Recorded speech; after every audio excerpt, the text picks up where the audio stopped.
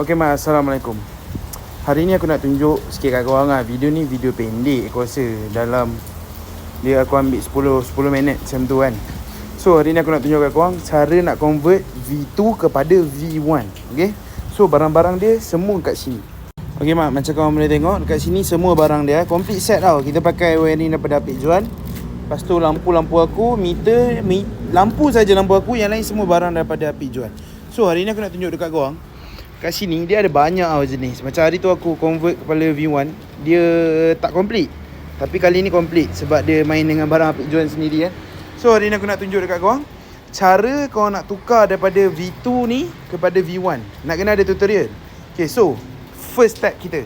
So kalau korang perasan dekat sini dia ada satu screw dan dia ada dia punya cap. So dia akan jadi macam ni. So benda ni korang kena cabut dulu untuk lepaskan korang punya kepala ni. So boleh cabut one set. Okay, so dekat depan ni pula, bila korang dah cabut je cap tu, automatik korang akan nampak dua skru ni. Dia skru pakai skru bunga tau. So dia ada dua skru. So cabut dua skru ni. So total barang yang kita dah cabut adalah 3 barang untuk kepala ni. Okay. Okay, untuk next pula, kita akan ada cabut satu skru Allen key. Satu adalah skru, satu adalah clip. So kat mana kedudukan dia? Sini ada Allen key, kat sini ada clip. So kiri dan kanan, so ada total ada 4. Ada 4 yang perlu korang cabut. 2 clip, 2 Allen key. Okay. So sambung next. Okay, dah cabut, dah settle tu semua. Automatik korang boleh terus cabut lampu. Tarik sahaja dan dia akan jadi macam ni. So korang boleh tarik lah. Tak ada masalah. Tarik dan ni paling penting. Soket ni kena cabut dulu. Soket ni macam mana bentuk dia? Soket ni korang kena tekan dan korang tarik, keluarkan dia macam ni. Tak boleh. So kejap lagi aku tunjuk.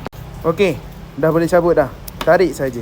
Untuk part kepala ni kita kena cabut. Ada dua klip patutnya, tapi customer ni dia ada satu klip saja. So klip dia ada satu dekat atas ni, satu dekat atas ni. So ada 2. So yang ni kita biar dulu. Dan bawah ni ambil sepanas saya 10, terus buka dia. Okay. Sebab apa? Nanti dekat kepala V1 dia tak ada benda ni. So korang dah boleh cabut lampu ni macam biasa. Okay, so untuk part lampu dah settle dah. So part lampu ni kita terus cabut. So untuk masuk ke part next dekat motor ni adalah kena cabut semua switch yang ada dekat sini.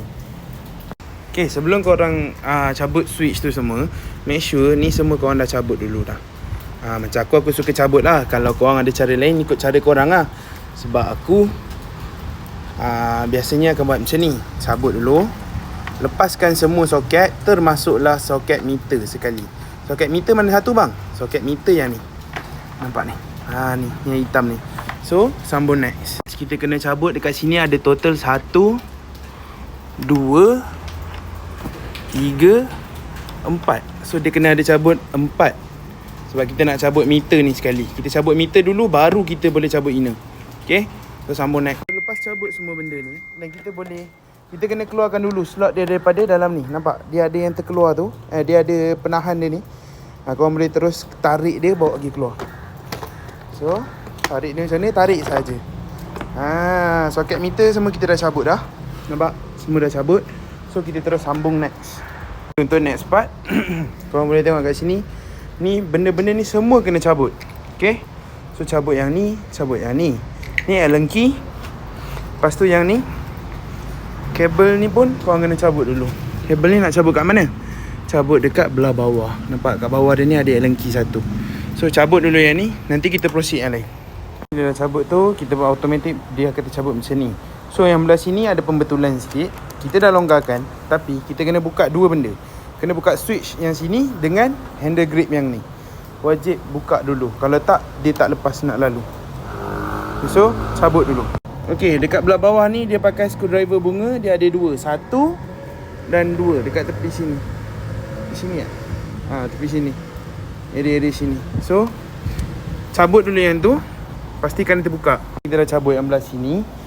Lepas tu sekarang ni kita buat siap-siap untuk soket Apik Juan. Dia punya double signal, dia punya soket daripada motor kita kena tutup tau. So kita dah tutup dah.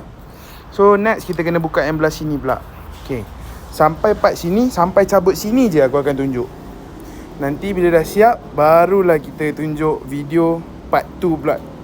yang dah siap ataupun korang nak tahu macam mana nak pasang wiring. Next, sebelah sini semua kita dah cabut. Biasa dia akan cabut one set tau. Okay, one set macam mana? So benda ni kita akan cabut dulu. Okay, nampak? Dan dia akan sekalikan dengan kabel, dengan dia punya throttle ni, kita boleh pusing.